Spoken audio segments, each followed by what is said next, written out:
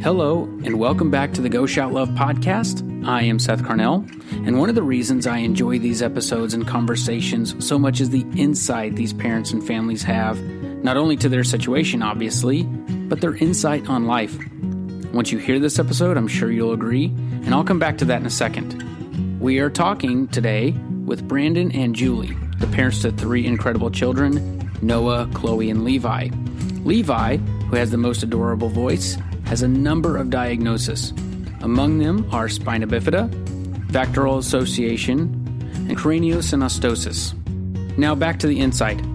This journey with Levi's diagnosis deals a lot with the balance of grief and joy.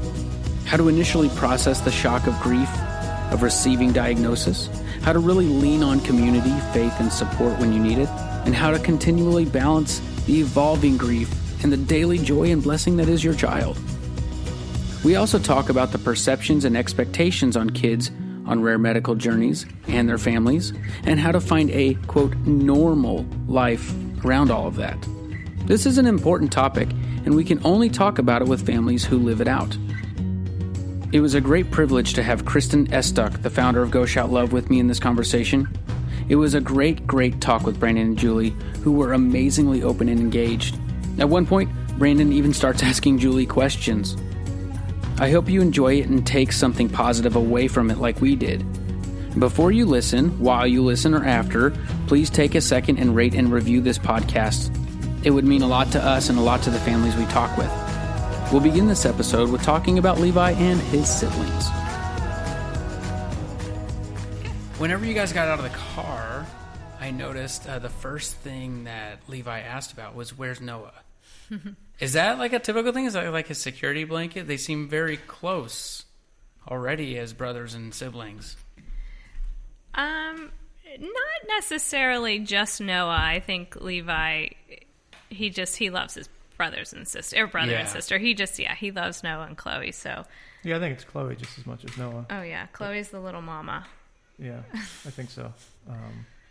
But I think he checks in on everybody. It's very Levi-like. Does he really?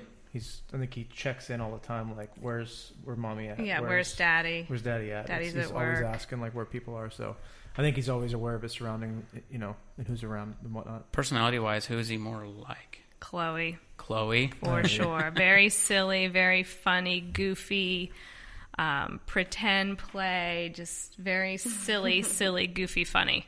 Yeah, definitely. Each of your kids, separate and together, have like a contagious atmosphere about them.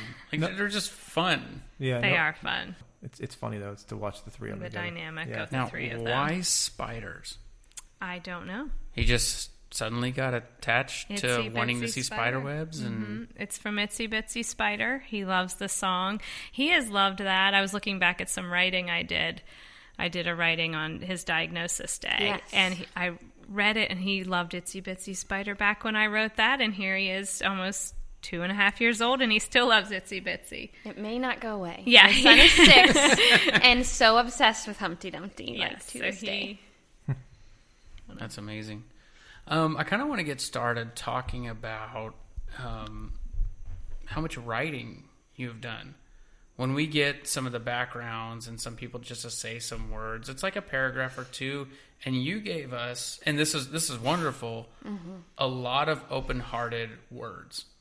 I'm curious, have you always been a writer? Is that something that you've done, or something that you've picked up since Levi's been born? Yes, I've always loved to write. I've kept a diary, a journal ever since I was a little girl. And that's always been my outlet. It's my therapy. And I can thank my parents. They always told me, "Oh, Julie, you're a good writer." And then I just kept writing. And when things happen with Levi, that's been just a really good outlet for me to process things. And sometimes I just keep them private to myself, and then occasionally I'll put them out in public. We have a Caring Bridge account that I wrote a lot during our time in Philadelphia, and would update in some things on Facebook, and it started resonating with other families that we call living in the extra special world, and that was encouraging. But for me, it's more of just, it's very therapeutic for me.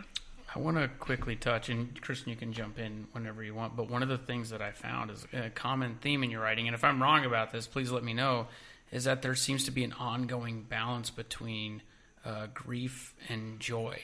Mm-hmm. In particular, one sentence that stuck out to me was you were talking about a particular time learning about spina bifida and stuff, and you said, I remember lying in bed crying and a bright ray of sunlight pierced through my blinds. I wanted the room to be dark and to match my grief, but the light was relentless. And that light, it was the light of hope, God telling me it was going to be okay. And that's a theme that ran through a lot of what you wrote. How do you process all of that grief and joy? And Brandon, please jump in at any point too. I kind of want to hear, it's a common thing that we hear about from parents who have kids with diagnosis like this. There's grief and joy, and it's hard to find the joy sometimes amongst the grief.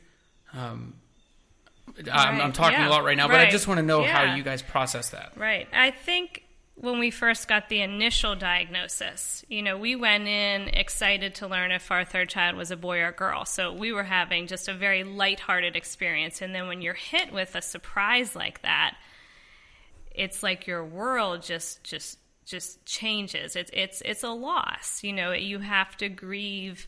I don't want to say the child you thought you were going to have, but it changes everything. And I think that it's fair to allow yourself to grieve because it is life-changing. But what I always say is, like, you can visit there, but you can't live there. You're allowed to let yourself visit this sad town, but you need to pull yourself back up and you need to keep going. And I think it's just always that balance of grief and joy. I think what we found is, even though it was hard and sad, as we got through it, we realized the destination maybe was a different place, but it's a beautiful life that we have, and it's full of joy. It just may look a little different from what we envisioned. Yeah, looking back now, at the time it was really, really hard, 7 surgeries, 8 surgeries, and all of this stuff, and being away from our other 2 kids, because she had lived in Philadelphia for, 2 months. And being away from the other kids so much, that was a tough time. We were so preoccupied with everything that was going on. Now looking back, it was just a blip on the radar. Right. To me, looking back at it, I don't want to downplay the seriousness of it. But now looking back, it's with what we have now, we feel as normal as anybody. And it's just a very normal life that we live now. Right. I think there's a poem, and I don't know if any of your other families have talked about the Welcome to Holland poem. So it's just that.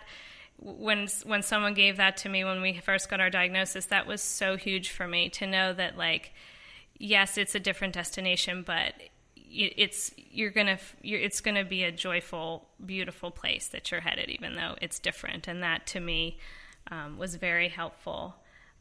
What's interesting is I think about that very first day when we got our diagnosis, came home from the ultrasound. I remember sitting at my table and thinking, I just wanted to close all the doors and windows and be alone in this, and thinking I can do this, but I'm not going to let anyone else in on this journey. I can do this if I do it by myself. And it's so interesting to think of fast forward to here I am on a podcast. I'm writing about it. I'm putting our family out there and putting our lives out there. And I've made a complete, 180 in that thought. But that was my first defense mechanism, was to just I don't. Why do you think that was? I don't know. I think it was fear.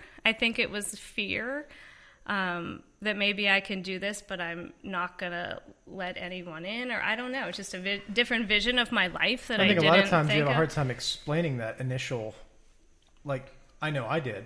Whenever we got the diagnosis that day, the first person I called was a pastor at our church, actually. He's one of my dearest friends. I didn't even know how to articulate it. Whenever you're whenever you're given this, something at the time felt like such a huge, oh my goodness, this is really bad. It's hard to process to even be able to articulate it. You've never been taught how to process. No, and I wouldn't even, and I had a hard time even saying, like I called him like in tears. Like the second we got home, I said, "You've got to get over here." Like I don't even know how to explain it to you. And I remember that. So maybe that's what your thing was. You kind of It was fear. I think we were just paralyzed with fear. But I will say, to give Brandon credit, like he was so amazing to me during that time. And I know he was dealing with his own grief. But there were nights where I was up all night and could not sleep. And he'd always say to me, like, you can always come and talk to me. Like I felt like I didn't want to like keep, harping on it and being almost annoying about it. But he always said, you can always come and talk to me, day or night. Like I'm always here. And even if it was the same things, the broken record of whatever was going on through my mind, he was my rock and was just there for me. And I feel like something like this can sometimes, make a relationship very strained, or can make you very closer, and we're blessed that it has made us very close. At what point do you think you started open to allow people to come into this journey with you? I think it's when I just started processing it myself, and then I started slowly reaching out to some friends. So the next day, I think I went up and to my very good friend's house and with another friend, and they prayed with me, and we talked and talked and talked, and then just little by little kind of widened the circle, and then I felt more comfortable, and then people really rallied around us and gave us support and encouraged us and really carried us through in so many ways through our journey. Well, I think that the craziest, like, not miracle, but it almost is, of all of this is, my first call was to one of our pastors at our church, and he's younger. He's like in his 30s. Forgive me if you're older or younger than that even. But thank you for assuming that. but so he's like my age, and I called him, and just I don't even know what I even told him, but he showed up at my house. He was at the house in 20 minutes. Just dropped everything, came over to the house.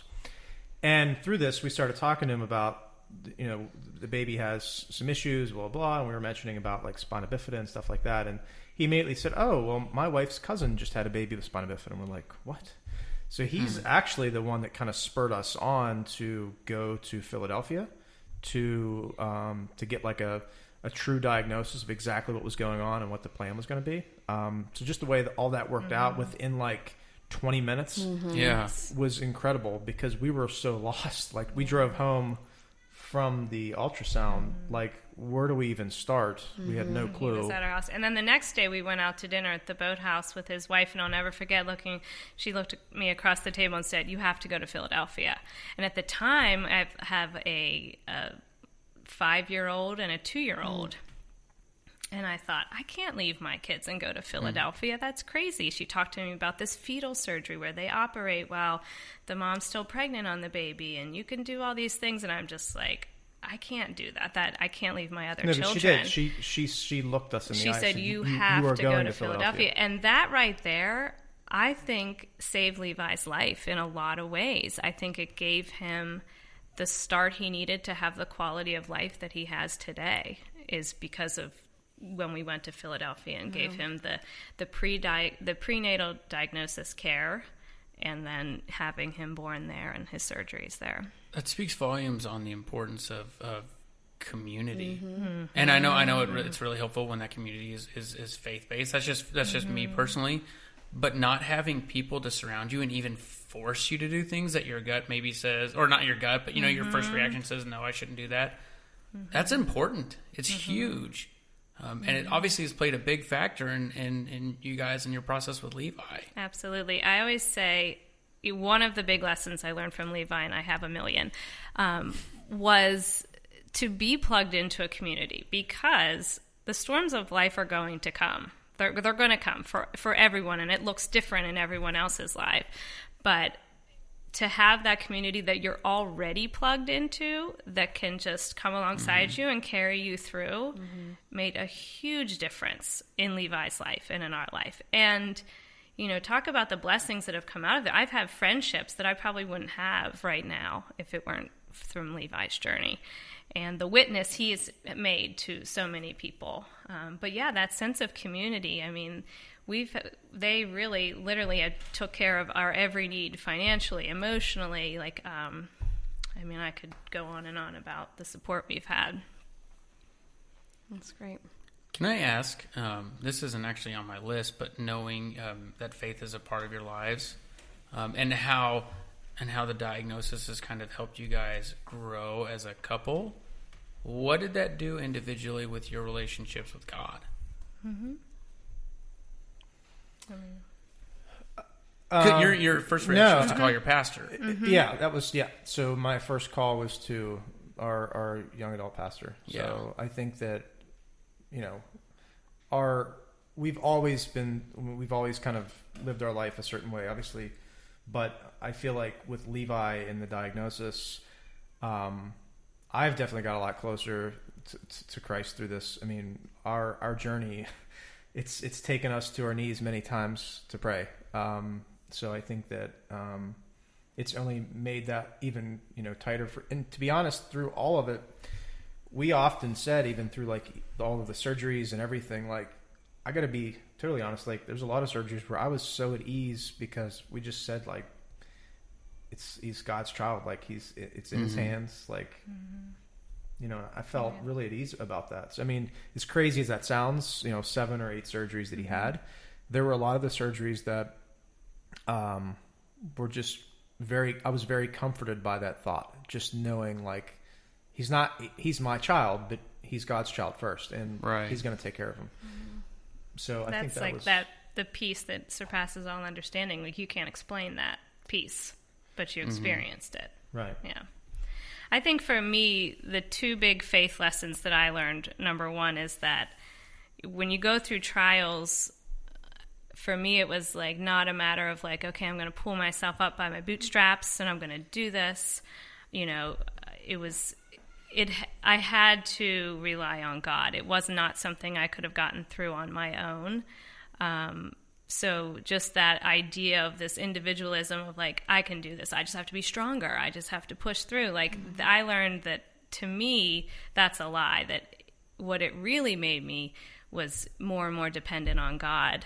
And I think about, like, Levi's almost like a little bit of like this insurance that I'm always going to be dependent on God, because this is a lifelong journey, and we're always going to be having to, turn back to God. And it's like, sometimes when things are great in your life, your faith can get a little like, okay, we're good, sort of, lukewarm per se. But I think when you're dealing with a lifelong thing, we're forced to always be turning and looking to God for help and just total dependence on him. So in a way, it's a blessing that I don't think our faith is going to grow lukewarm, because we always need him a lot. Well, and it's important to know that in that walk that he's with you in that grief that you experience ongoing. I know in certain aspects of my life, that's where almost it gets closer. Yes. Because that grief is just hitting so hard. Right. Something you said to me when we were on the phone was, Levi has a purpose, no matter if he, like, they had predicted or wondered if he would not make it. He still serves his purpose, even if in the womb. Right. So resting in that and being confident in that you have to come to some sort of peace. Right. And that was something that my good friends, that piece of wisdom they gave to me, like the second day of diagnosis, and because at that point we didn't know, we were told that he wasn't going to live. And so in my mind, I'm thinking, okay, I'm carrying this baby and he's going to die shortly after birth. And so, but they really gave me the idea that Levi has a purpose no matter what, no matter how long he lives, no matter what he does with his life, he has a purpose, which I find great comfort in. Brandon has sometimes a different perspective of this idea, which is very interesting. Okay. What do you mean? You're not? No, go ahead. Well, sometimes Brandon has expressed to me that when you talk about Levi has a purpose and Levi's so inspiring, which he is, he's very inspiring, that it puts this pressure on Levi to be this superhero, and that his only purpose in life is to inspire other people and to make people feel good about themselves and feel like okay, and that's a lot of pressure for a little guy, and even anyone, and it kind of takes away from him just being a typical normal kid like we all do. That makes sense. But I also think of Noah has a purpose, Chloe has a purpose, I have a purpose, and what I want for my kids is for them to find their purpose and then hopefully give it back to God in some way, use their talents and whatever God gave them to glorify God. But sometimes Brandon has a different perspective on that. I mean, for me, it's about, I don't want him to always feel like, oh, look, Levi, he can write his name. Great job, Levi. He can write his name, but he can't walk. I don't know. There's always this idea in my head that I think we all do it, right? When you see somebody that has a disability of some sort, I think it's very easy at times to kind of not feel bad, but to feel a certain way. But I want him to feel like he's every other kid, and having that pressure all the time. Right. I think, and he's not here just to his job is not just to inspire others. And that I recently heard someone talk about how, the videos that will go viral about a child that asked a kid with Down syndrome to prom. Yes. And having issues with that because you shouldn't be going viral because you did something kind. Right. Or that child with Down syndrome shouldn't be a tool to pump you up. To so I could definitely see that fear. Yeah, it's like that. You're right. It's like a tool. And again, it's not. Listen, in the end, I'm always thinking about I think everybody has good intention. Not everybody, but a lot of people have good intentions. I'm not going to say if somebody says oh, man, you really work hard, Levi. In that wheelchair. There's nothing wrong with that, or feeling a certain way. And people have good intentions. But I feel like if I was in his seat and I was Levi, right, it would come a point in time where it would get kind of old, in my opinion. And again, I might be wrong. Maybe he is, and I know that even from work, right? We talk about this a lot with employees. Some people like to be recognized out loud in front of everybody. Some people like to have an email sent to you saying in private you're doing a great job. Everybody likes to get recognized differently, and I understand that. So maybe he will like that and to always be the kind of that face. I don't know, but I sometimes, for me, it just becomes a bit much sometimes. But that's not his job. Why can't he just be a kid who likes Itsy Bitsy Spider and playing? He doesn't have to be this superhero all the time. The poster child. Right. And I think it comes to society. We need to shift our perspective because we have this is where all a typical, neurotypical child should be, and then so we're making a big fuss about anything that doesn't fit our box, and we need to shift, normalize, that. But I think you're onto something because there is a phrase, and sorry if this is not appropriate, but it's called inspiration porn. And it's basically... Exactly. It's the idea of there was a woman in a wheelchair who said when she was in high school, she won an award. And she said to them, but I didn't do anything special. I really didn't do anything. She got a name a day of the week after or something? No, but she got an award. It was almost just because she had a wheelchair, she's I didn't do anything to earn this. I didn't do anything special. And basically inspiration porn is when it's used, your example, to make people feel good about themselves. Exactly. Yeah. Or to look at them normalized, like you're saying. Right. Or to look at someone in a wheelchair and think, boy, if they can get out of bed and do what they can do, I can get out of bed. There's, I don't know. It's a touchy subject. It is. It's and a again, gray area. At the end of the day, I would never look down or be mad or frustrated with somebody because again, I think about intentions. A lot of people have really, really good intentions for Levi. And there'll be times where people will come up and might say something kind of odd, a little bit off-putting, but I reground myself. I'm all right, it was good intentions, right? Their heart is in the right place. Yeah, their heart's in the right place. They're not trying to and I don't get, and probably to a fault, I don't get offended very easily ever. But so it's not I'm ever offended by it, but I just think about that over his lifetime. When I think about just our family, it's just very normal. We got wheelchairs. Hey, Noah, grab the wheelchair. Chloe, get the... It's just normal stuff for us. And to go out And to have that, and to have that pressure on him, I don't want him to feel that, because I feel like... Oh, I get that. That would be really hard. Yeah. So I just feel like in our home, at least, I'm hoping that he feels, it's pretty normal. I mean, even kid with spina bifida, post, I mean, our house hasn't really changed. It's still this fun, goofy, we're just a normal family. Right. And I remember Brandon always saying that to me when we were going through a dark time there for a little bit. He said, like, we will get back to our normal. Like, we will at some point get back to our normal. And he was right. And I feel like, it's like the term new normal, but it is, That's honestly fantastic, wise advice. The normal won't be the same normal that it was, but it will be a normal, and it's going to be good. And it's going to be good. And I think that's really our message too, that it's going to be good. It's a beautiful life. Like I would say, life isn't perfect. Everyone's life is messy, but life is good and life is beautiful. One way to tangibly make an impact on Levi's life is to shout love for him and his family by purchasing a t-shirt, hoodie, or other great items on GoShout.love.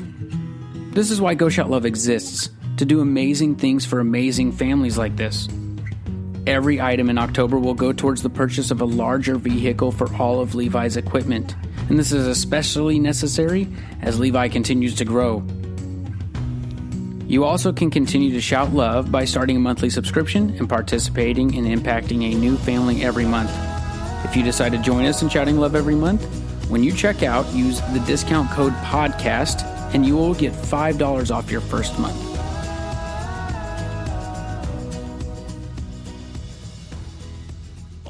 Yeah, you've often told me something along the lines of, if you were to lay out everybody's problems, you probably take your own back. Oh, Absolutely. That's good. So is this the advice you would, if you were sitting across the table from someone who just got a new diagnosis, is that what you would be saying to them? Number one, I would say don't Google. We've heard that so many times. Don't Google. I learned from many sleepless nights Googling to trust God, not Google. And the advice that I would give if someone got a diagnosis of spina bifida is that no matter what it says on paper, because we have a laundry list of diagnoses. I mean, there's been times where I've been in the ER and reviewed his list and broke down in tears. It's a lot. No matter what it says on paper, when you meet your child and you see your child, all you're going to see is your child, and you will love your child. And, that's when I get down about things. All I have to do is look at Levi and, okay, we're good. But I think, when you get the diagnosis, allow yourself to grieve, but then instead of Googling, connect with other families. Like, I wish when I was sitting in the ultrasound room, if someone would have given me a book of pictures of all my, friends that have kids with spina bifida, and their pictures, they're out living full, happy lives. Right. It'd be such a different scenario than from sometimes what the doctors portray. Mm-hmm. I would say too, be a challenger, right? Like challenge yourself, not challenge doctors, but like challenge doctors.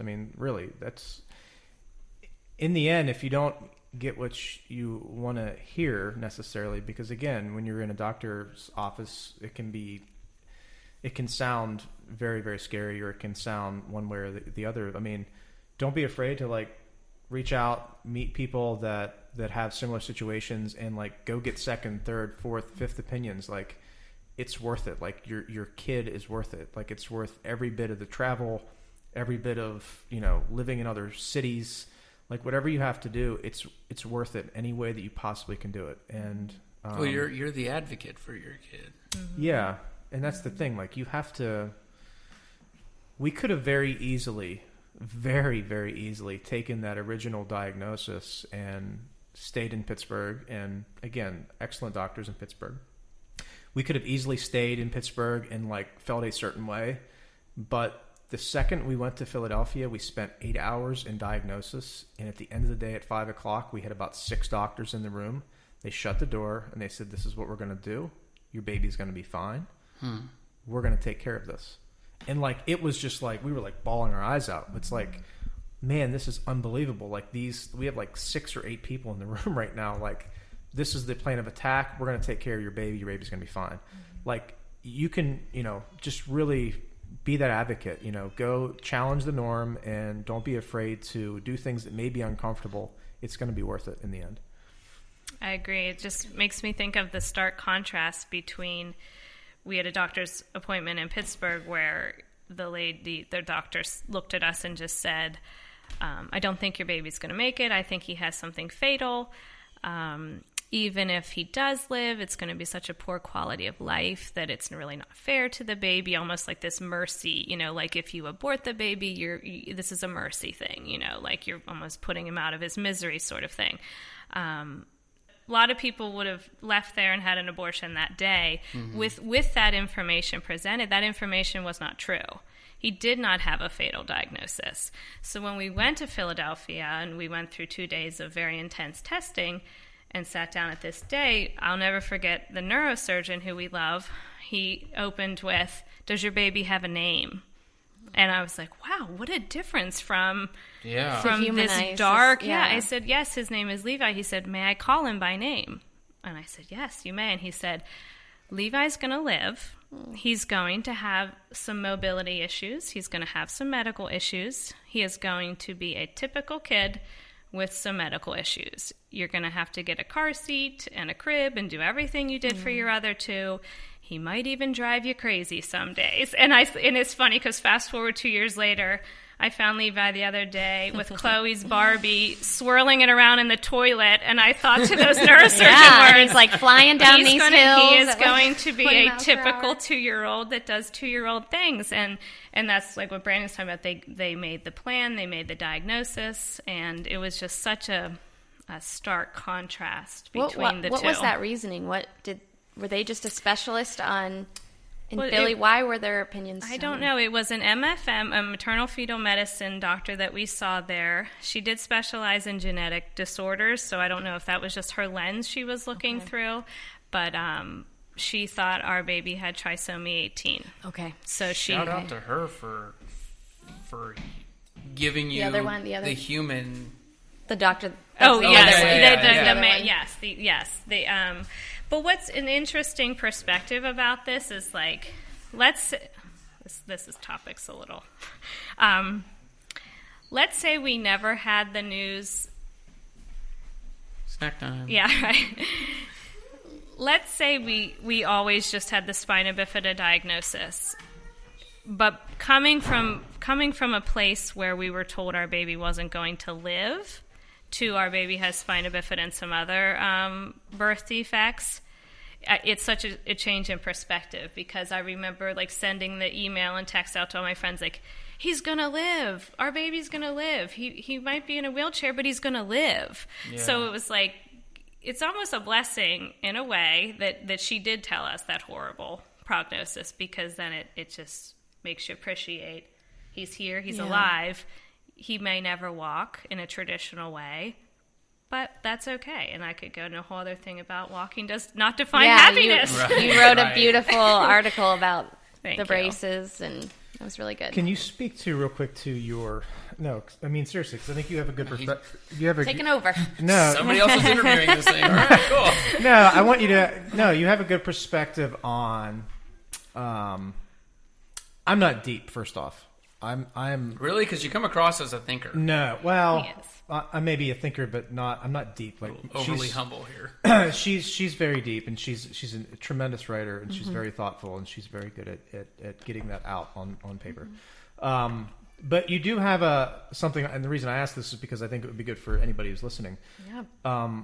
Around you talk about like, because we have like these low times, we then get to experience that high time as well, which sometimes I think that's something good to talk about. Yes. So the other day, I put Noah on the bus for the first day of school, and when I went to wake up Levi, he was very lethargic and he wasn't waking up. I thought something was wrong with his shunt. Anyway, we had an ambulance ride down to Children's, and it was just a very low day in the medical world for us. But then I said to Brandon, it's almost like this life we live, the lows are very low, but yet the highs are very high. And if we didn't go through these very lows, we would not appreciate the high of the highs, but it's almost like this, like our life, he always says this sounds like a church, life amplified. Like it just, it's very amplified. The lows are low and the highs are high. And what I also would say to a parent who is facing a diagnosis of any sort, the road isn't going to be easy. Like, we're not here to sugarcoat it, and it's not all easy. But how many people can say they get a front row seat to a miracle every single day? Like, I get to be Levi's mom.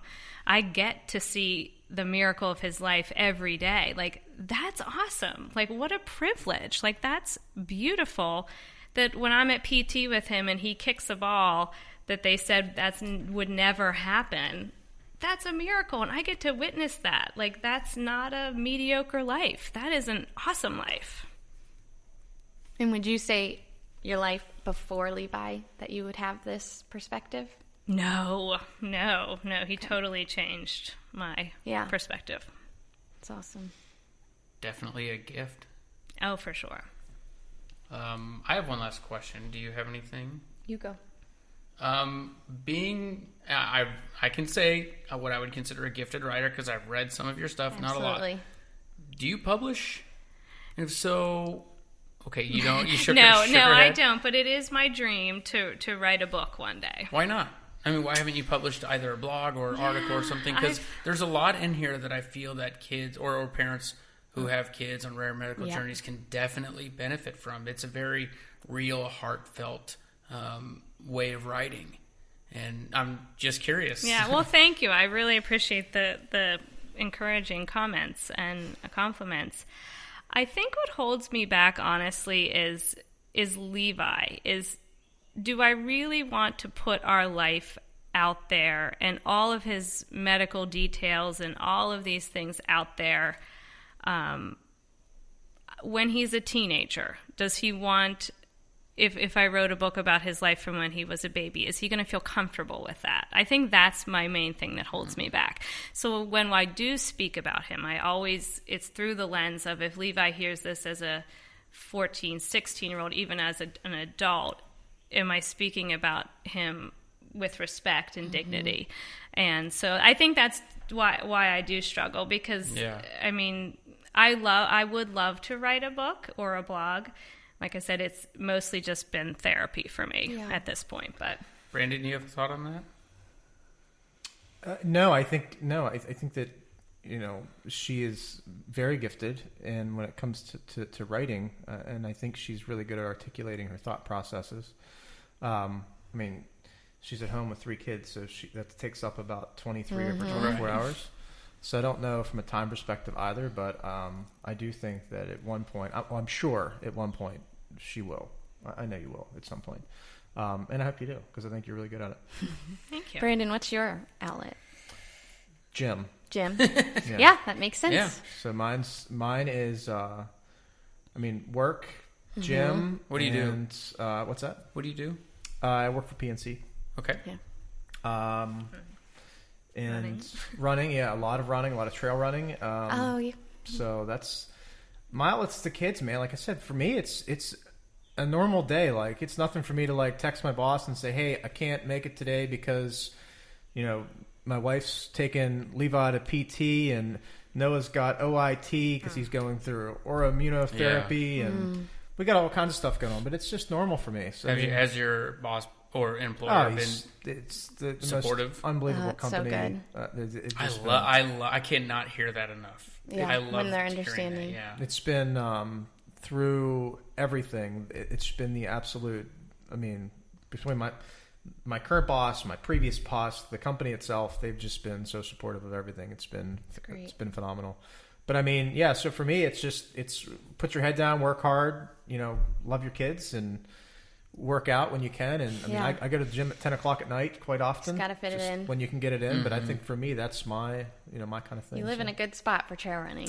We do. We live in a great spot for trail running. Yes, there's many places around us. Thank you so much for listening, Shouters. I can't tell you how much I appreciate it, and the rest of the team appreciates it. Stories like this deserve to be told. People deserve to be heard who are on incredible journeys like this. Please, if you get a second, rate and review us on whatever platform you're listening on. It really goes a long way to shouting love. And also, once again, if you are deciding to start a monthly subscription, use the discount code podcast at checkout. And after that, continue shouting love, everyone. Thanks for listening.